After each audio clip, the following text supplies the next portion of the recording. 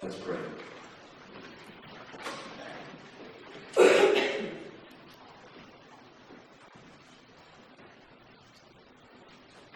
With these words,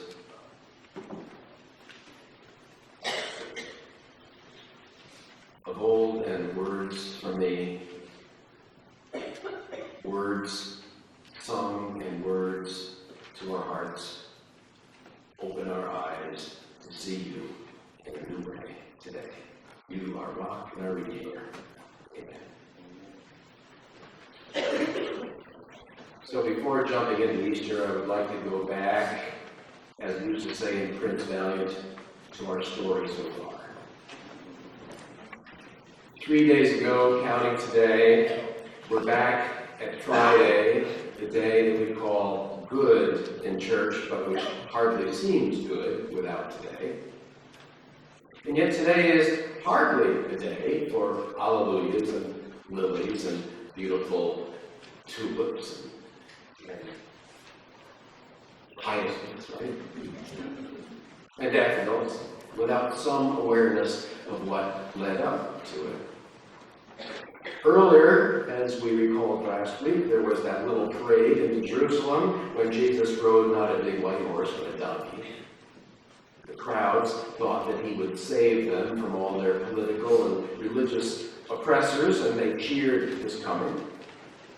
But those rulers decided he was too much of a risk. That's what rulers do, and they decided to execute him for sedition. The death penalty would be a big deterrent to anybody else who flouted the law the way he did. So the state nailed him to a cross, which was the humiliating form of execution in those days. He was meant to suffer a long time. He didn't suffer long, not nearly as long as might have been expected, only 3 hours, but of course it was painful, physically and mentally and spiritually. Now, here's the picture that follows. The young pastor in my home church had a print hanging on the wall of his church office. It was a painting by the 20th century German expressionist Emil Nolde. In vivid colors, the painting, called the Entombment, depicts 3 of Jesus' followers laying Jesus' body in the tomb after they've taken it down from the cross. You can look this up if you're interested. On one side of the picture is one of the people with his arms underneath Jesus' legs, and he's staring wide-eyed into the face of his dead friend. On the other side, you don't see the face, you see arms around the body sort of in the lap, another arm around, holding the other arm. With someone in the middle, just wide-eyed, an expression of shock and awe. The body of Jesus itself is all scarred and bloated, and the eyes are scrunched up, and the hair is disheveled. A woman walked into my young pastor's office and saw the print. She took one look at the picture, and she said in something of a rage, this is exactly how I remembered him telling the story, "Take that down." It was too gruesome for her. She couldn't stand to see such a portrayal of her Lord. Her picture of Jesus was more like the 1941 painting by Warner Solomon, very calm and serene boardroom executive portrait head of Christ that is hung in many a Sunday school room, and I'll bet a lot of you would recognize it. I did walk around the church the other day. I didn't see it, but I'll bet you know the picture that I'm talking about. To disturb that very calm picture and serene picture was to disturb her faith in God, who has all things under control. The one to whom she could go when life was disheveled, and who would quickly and easily restore her sense of balance. But If that's your only picture of him, there's something out of balance in your faith, too. The painting by Emil Nolde reminds me of a famous photograph that was taken on September 11th, 2001. 5 rescuers are carrying the body of 68-year-old Michael Judge, the beloved, recovering alcoholic, celibate, but known by all to be gay, streetwise Irish Franciscan priest and chaplain of the New York City Fire Department. He had just administered last rites to a firefighter who had been killed by a falling body when he himself was killed. The 3 firefighters actually doing the carrying are covered in ash. Their faces are looking down and grimacing. The other 2 appear to be medics. They're all struggling, not so much with the weight as with the event. The Judge's face is ashen, of course. His right pants leg is pulled up. His limp leg shows above his sock. His pants and dress shoes, like everything else, are all covered with ash, and his damaged right hand hangs below the steel chair on which he's being carried. Since his was the first body recovered, his death certificate was number 1. Were you there when they crucified my Lord? Wasn't spiritual. And of course, we weren't there. But we can all make our own personal connections, can't we, with the agony of those who were, because we've seen those kinds of agonies. That's what we need to do today, if this story has any chance of making a difference in our lives. So, to tell more of the story, they've agonizingly taken his body down from the tomb. They can't believe what's happened. Like firefighters and medics who knew the love of the person they carried, they're in deep, ashen darkness, but there's a job to do and somebody has to do it. John tells us that it wasn't people who had been following Jesus around a lot, people whom he tried to get to understand his message, who took care of his body. The people who shine in the darkness will often surprise you. Okay. Think of the people who ran toward the site of the Boston Marathon bombing instead of the other way in order to help victims. Joseph from Arimathea, somebody never mentioned in any other place in the Gospels, and Nicodemus, who was the one who came to Jesus at night and had that little talk with him about being born from above. Both retrieved Jesus' body from the cross. In John's telling, it's as if they kind of just stumbled across the tomb to use temporarily until the Sabbath would be over and they could find a permanent resting place. They lay in there with all those spices that Nicodemus has hauled, and they wrapped the body. I think it's very interesting that John, who doesn't seem to know or care about the story of the birth of Jesus, has Nicodemus, the wise Jewish teacher, bring the myrrh for burial, just as the wise men had brought the myrrh in Matthew's story of the birth. It's as if death brackets his life.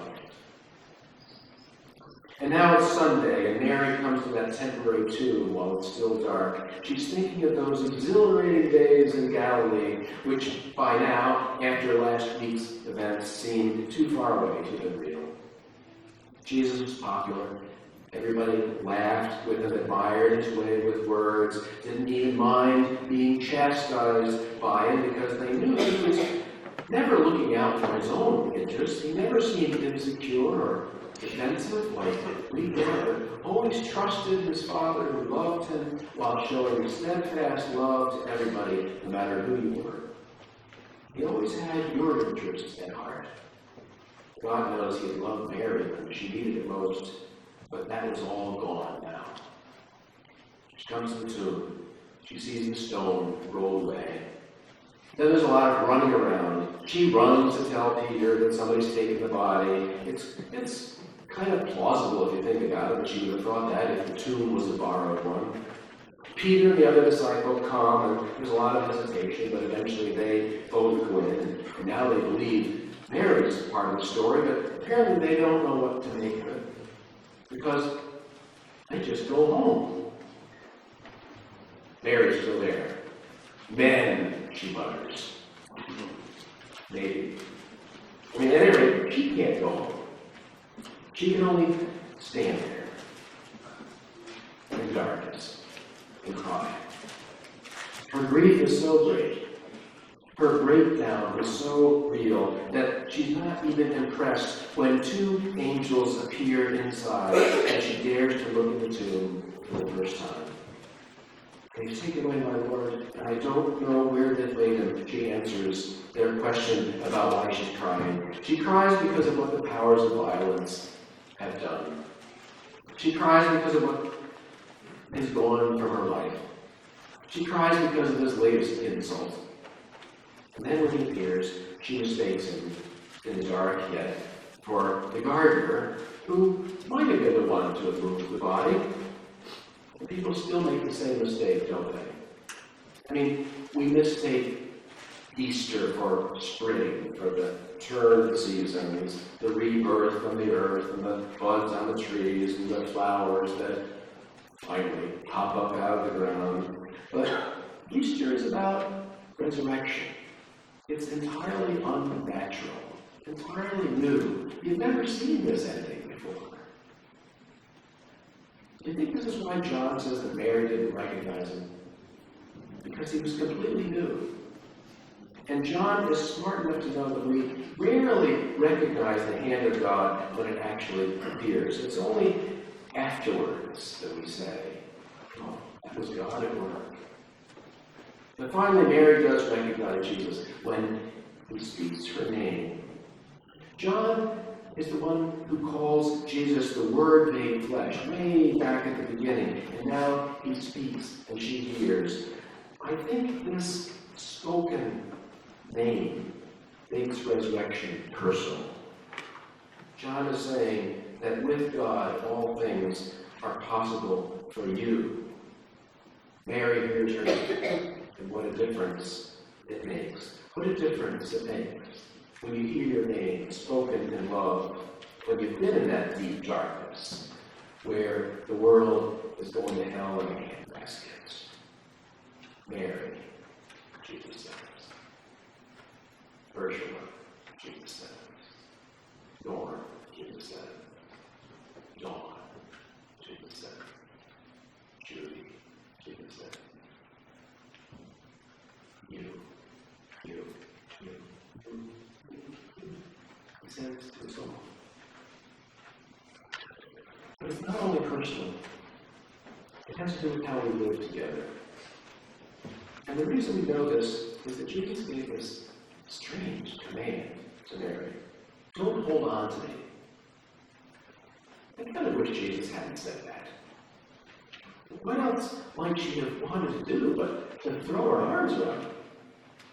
Shouldn't we do more than that with each other anyway? But on this day, he knows better. It's like those booths, remember them, that Peter wanted to build upon that mountain of transfiguration. He wanted to hang on to it. Remember how Jesus then took them down off the mountain so they could heal that boy. So Jesus tells Mary to go and tell the others what's happened. We all need to come out of the dark together. I can't see him alone. Why is it that we gather here together? It's at this point in the original writing of my sermon last week that I had an example of how the church helps people come out of the dark. But a friend of mine who now lives in North Carolina and retired not too long ago, but still reads my sermons ahead of time, had the bravery this week, he usually doesn't say anything critical, to tell me that maybe I should cut that part out. He thought it didn't fit. Could you be more personal, he asked. So here it goes. This is my 35th Easter sermon.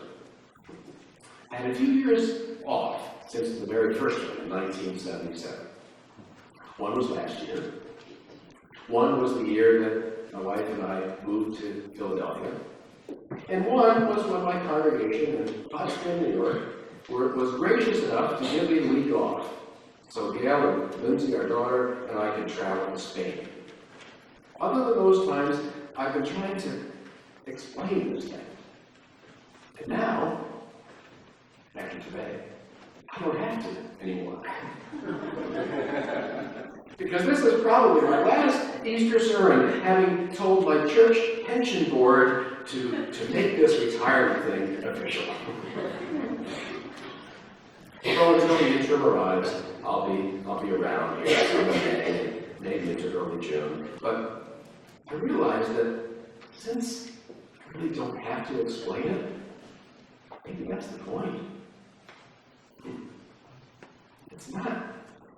It's not that it's not explainable scientifically. We all know that part. That's one of the red herrings.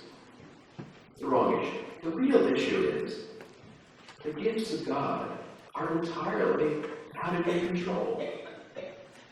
They don't make sense. So much of what we do, what we decide, what we commit to or recommit ourselves to or try to do, we do it because it makes sense.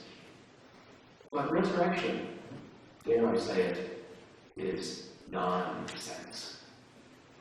Resurrection is nonsense. It is entirely gift. And it's only when we see that, only when we see our lives that might not have been, but they are.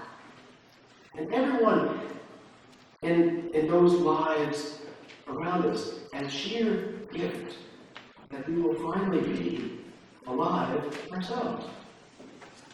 What did Jesus say? I came that you might have life and have it abundantly. He's not talking about something religious.